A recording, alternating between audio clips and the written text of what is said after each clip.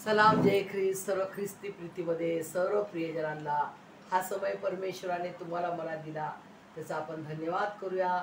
त्याची उपकार स्तुती करत, त्याची आराधना करत, स्तुती आराधना करत, त्याच्या नावाचा जयघोष करत त्याच्या वचनाकडे वळूया. प्रियजनांनो, आज त्याच्या महान अशा पवित्र आत्म्याने मला जे मार्गदर्शन केलं ते मी तुमच्याशी शेअर करू इच्छिते. प्रियजनांनो, ते म्हणजे जो जो व्यक्ती ज्याला प्रियजनांनो जो व्यक्ती जो प्रथम पुरुष आहे त्याला परमेश्वराने दास नाही बनवले, कोणत्या कामासाठी नाही बनवले की हा काम करेल, दास नाही बनवले, तर परात्पर परमेश्वराने, स्वर्गीय पिता परमेश्वर यहोवाने त्याच्या प्रतिरूपाचा आपल्याला बनवलेला आहे.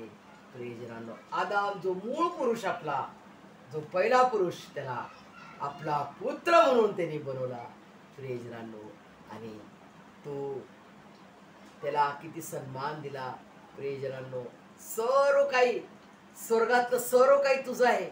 स्वर्गातलं सगळं काही, एदेन बाग जे आहे, स्वर्गातलं सर्व काही तू खाऊ शकतो.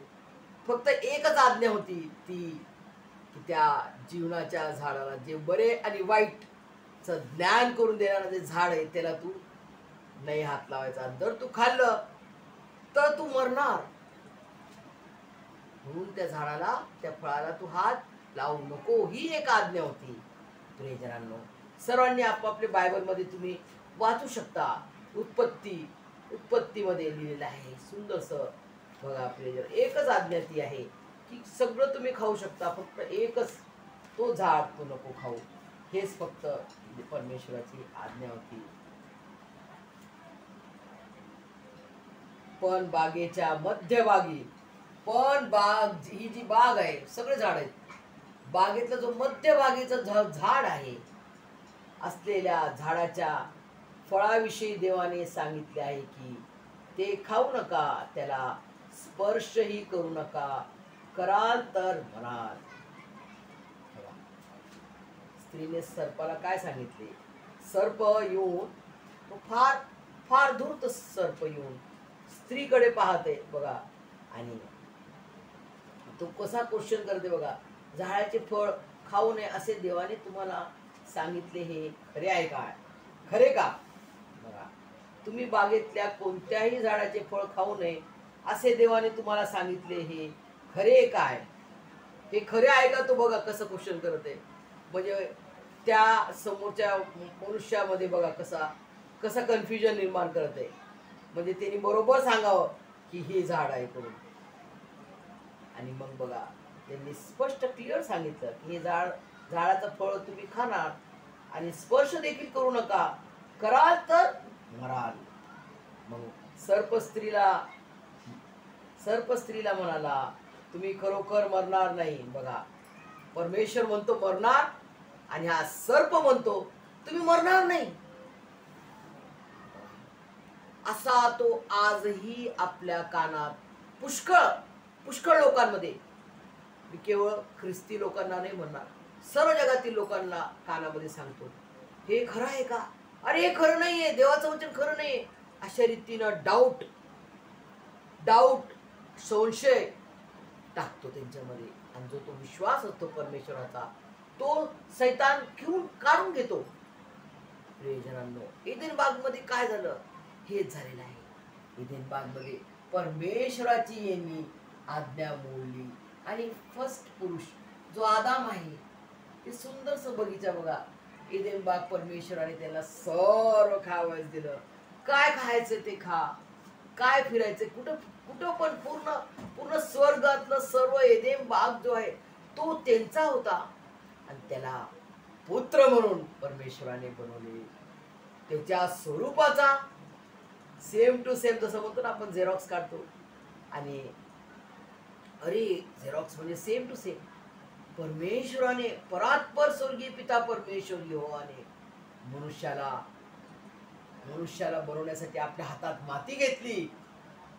जमिनीतली मातीतून आपली उत्पत्ती केली, आणि त्याच्या जीवनाचा श्वास त्यांनी फुंकला, सर्व जगात जे काही तुम्हाला दिसते ते आपण पाहतो डोळ्याने, ते सर्व परमेश्वराने, चिमणे पाखरे सगळं सगळं जीवजंतू जे काय दिसते तुम्हाला, सुंदरसा आकाश, हा 9 प्लॅनेट्स, सर्व काही शब्दाने बनवले. शब्द बोलला, सूर्य सूर्य, चंद्र चंद्र, तारे तारे, शब्दाने सर्व काही परमेश्वराने बनवलं. प्रकाश अंधार, सर्व काही त्यांनी बनवलं. रात्र दिवस, आणि 9 प्लॅनेट्स, ज्युपिटर मार्स सॅटर्न आपण जे वाचतो हे ना, ते सर्व काही त्यांनी बनवले. 9 प्लॅनेट्स, आणि सुंदर जग बनवलं. सर्व सुंदर हिरवळ बनवली. किती अनेक प्रकारचे झाड, अनेक प्रकारचे फळं परमेश्वराने, जे की आपण कधी पाहिले नसतील.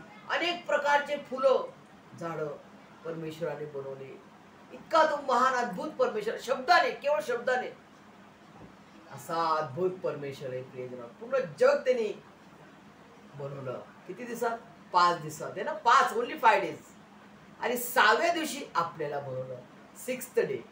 6व्या दिवशी त्यांनी आपल्याला बनवलं, आणि आपल्याला घेऊन 7th डे जो म्हणतो आपण शाबात, पवित्र दिवस, तो 7वा दिवस शाबात दिवशी 20वा त्यांनी आपल्या संगती, आपल्याला त्याच्या 20व्यात घेऊन तो साजरा केलेला आहे. त्याला म्हटलेले पवित्र पवित्र शाबात, विश्रांतीचा दिवस, 20वाचा दिवस. तो दिवस शाबातपणे पाळा. तो दिवस परमेश्वराचा दिवस येतो. प्रियजनांनो, आता मेन मला तुम्हाला समजायचं होतं की हा जो दुष्ट सर्प आला, दुष्ट जुनाट अजगर साप, हा जो, याचं नाव दियाबल, आणि हा आद्यदूत होता परमेश्वराचा, आणि त्याचं नाव लुसिफर. हा दुष्ट सैतान यांना येऊन मोहपाशात यांनी टाकून दिलं. यांना दोघांना त्यांनी कन्फ्यूज करून टाकलं. देवाच्या विरुद्ध त्यांनी त्याला सांगितलं की तुम्ही मरणार नाही. परमेश्वर म्हणतो तुम्ही ते खाऊ नका, तुम्ही मरणार, तुम्ही खाल तर तुम्ही मराल. आणि हा सर्प सांगतो तुम्ही खाल तर तुम्ही मरणार नाही. आणि त्यांनी परमेश्वराचं न ऐकता ह्या दुष्ट सर्पाचं ऐकले प्रियजनांनो, आणि त्यांनी त्याच्याद्वारे, आदामच्या द्वारे मृत्यू आम्हाला आणि तुम्हावर आले. हे ना, मृत्यू आहे ना आपल्याला सर्वांवरती, सर्व मनुष्यावर मृत्यू आहे. कोणामुळे आले? हे पाप, हे आज्ञेचा भंग करून पापाचा गुलाम, या दुष्टाने यांना पापाचा गुलाम करून टाकले, गुलामामध्ये करून टाकले. याची आज्ञा त्यांनी पालन केली, याचं ऐकलं त्यांनी, याचं नाही ऐकायचं त्याचं ऐकलं, आणि आपल्याला पूर्णपणे पापाच्या दलदलीत, पापाच्या जाळ्यात टाकून दिलं. प्रियजनांनो, अशा अवस्थेत सुद्धा परमेश्वराने त्यांना सोडले नाही, टाकले नाही. ते नग्न होते, त्यांना वस्त्र घालवले, वस्त्र बनवून दिले परमेश्वराने. बघा, त्यांचा मान करून त्यांना वस्त्र दिले. असं नांगळच फेकून नाही दिलं पृथ्वीवर, तर त्यांना वस्त्र घातले. वस्त्र घालून जा, आशीर्वाद दिला, श्राप दिला, आणि आशीर्वादही दिला. प्रियजनांनो, की फळद्रूप व्हा आणि पृथ्वी व्यापून टाका. आज पृथ्वी व्यापली आहे का नाही? बघा किती पूर्ण पृथ्वीवर व्यापून गेलेली मनुष्याने. ट्रेनमध्ये जातो, जागा नाही मिळत उभं राहायला.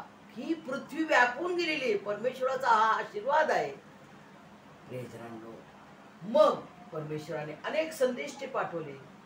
संदेष्टेच्या द्वारे परमेश्वर त्याच्या लोकांना इतके जगातले सर्व जग होतं, त्यातून इस्रायल लोकांना त्यांनी निवडले. अब्राहमला त्यांनी आवाज दिला. अब्राहमचं घर, अब्राहम ज्या घरात होता त्याचा बाप मूर्तीपूजक होता. प्रियजनांनो, अब्राहमाचा बाप देवाला नव्हता ओळखत, ते सर्व मूर्तीपूजक होते. परंतु परमेश्वराने अब्राहमाला हाक मारली, अब्राहमा अब्राहमा. आणि तो म्हणे, कोण आहे प्रभू? मी तुझा दास आहे. कोण आहे तू? तुझ्या वडिलांचा घर तू सोड, तुला मी ज्या देशात नेईल त्या देशात तू जा. आणि अब्राहमने परमेश्वराची वाणी ऐकून आज्ञा पालन केली. प्रियजनांनो, त्यांनी परमेश्वराला पाहिले नाही, परमेश्वराला त्यांनी पाहिले, केवळ त्यांनी परमेश्वराची आवाज ऐकला, आज्ञाला धरले. हा जिवंत देव आहे, मी याच्या मागे जाईल. बघा प्रियजनांनो, आणि अब्राहम किती आशीर्वाद घेत आशीर्वादाचा आशीर्वादित पुरुष झालाय ना. विश्वासू खरा इमानदार विश्वासू परमेश्वरासाठी 100व्या वर्षात परमेश्वराने त्याला लेकरू दिलं, आणि ते लेकरू 5 वर्षाचं झालं. परमेश्वराने इसाकाचं बलिदान करायला सांगितलं, परंतु अब्राहमाने परमेश्वराची आज्ञाला उंच केले, आणि परमेश्वराने अब्राहमाला उंच केले. प्रियजनांनो, हे बघा, असा विश्वास पाहिजे आपल्याला आजच्या डेटमध्ये. असा विश्वास आपल्याला पाहिजे. काय आज्ञा देतो परमेश्वर? खरी ही परमेश्वराची आज्ञा आहे. काय आज्ञा आहे? परमेश्वराची आज्ञा याच्यामध्ये आहे लिहिलेली. हे आपल्याला त्यांनी दिलेलं लव लेटर आहे प्रियजनांनो, आणि ते लव देवप्रीती आहे. प्रीती कशी आहे? ती अगापी प्रीती. त्या प्रीतीमध्ये कंडिशन नाही की तू मला प्रेम कर, तू माझी आज्ञा पालन कर तर मी तुला आशीर्वाद देईन.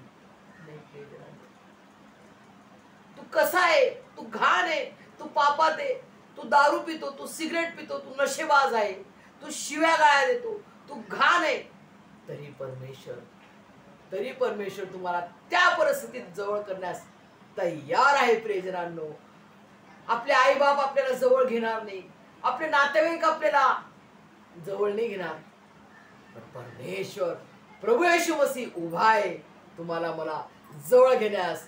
जसा तो प्रॉडिगल सन उधळा पुत्रा होता, हे ना, काय करतो? बाबा मला देऊन दे माझी मालमत्ता, आणि सर्व संपवतो. परंतु त्याचा बाप त्याची वाट पाहतो. तसा प्रभू येशू मसीह माझी आणि तुमची वाट पाहतो की माझा लेकरू माझ्या जवळ कधी येणार, कधी तो पश्चाताप करत येणार, कधी तो लीन नम्र होणार. प्रियजनांनो, परमेश्वराला आज समय आहे, त्या समयात ओळखा.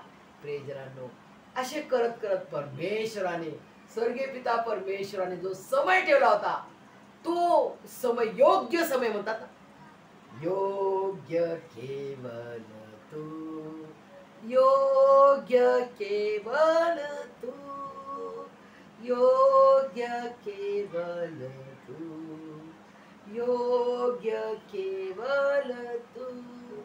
त्याच्या योग्य समयी स्वर्गीय पिता परमेश्वर यहोवाने जे वचन दिलं होतं संदेशाच्या द्वारे, ते वचन त्यांनी प्रभू येशू मसीहच्या, त्याच्या एकुलता एक प्रिय पुत्र प्रभू येशू ख्रिस्ताच्या द्वारे ते वचन पूर्ण केले.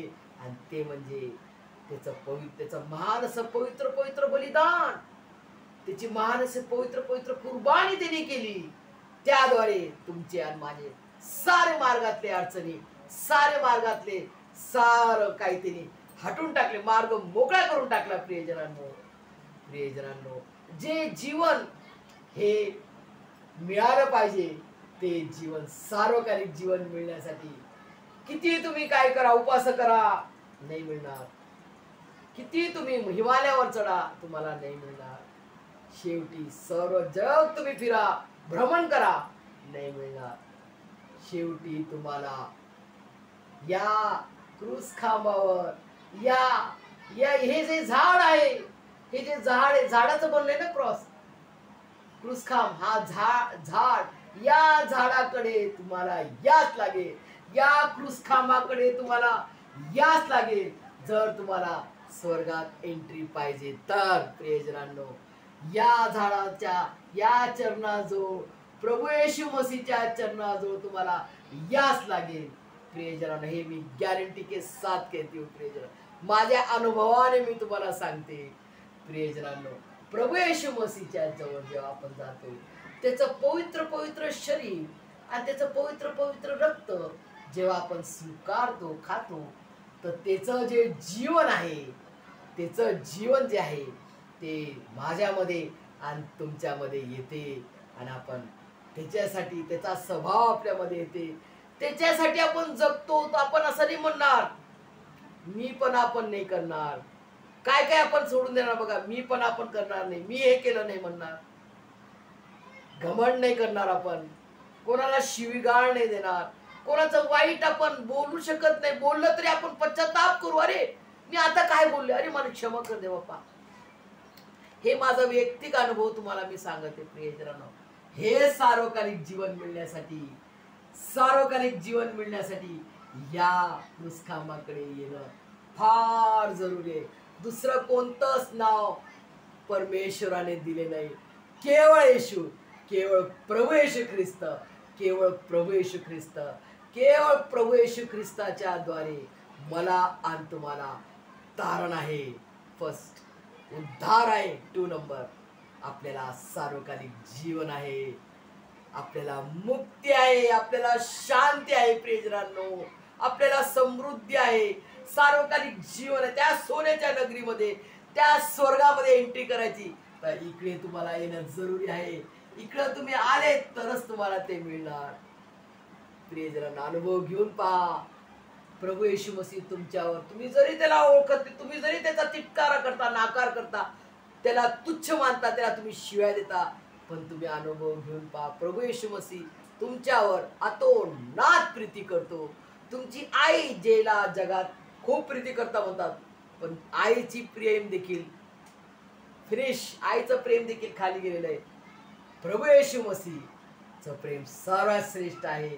स्वर्गीय पिता परमेश्वर यहोवाने काय प्रीती तो करतो आपल्यावर, त्याचा प्रमाण त्याने प्रभू येशू मसीहच्या पवित्र पवित्र बलिदानाच्या द्वारे दाखवलं की तो आम्हाला एवढं प्रीती करतो, एवढी मोठी प्रीती करतो. त्याचं वचन आहे, एवढी मोठी प्रीती तो करतो की त्याने आपला एकुलता एक प्रिय पुत्र, परमप्रिय पुत्र प्रभू येशू ख्रिस्त दिला. प्रियजनांनो, त्याच्यावर विश्वास ठेवा आणि त्याच्या स्वर्गीय आशीर्वादाने तो तुम्हाला मला भरभरून काढो. आमेन.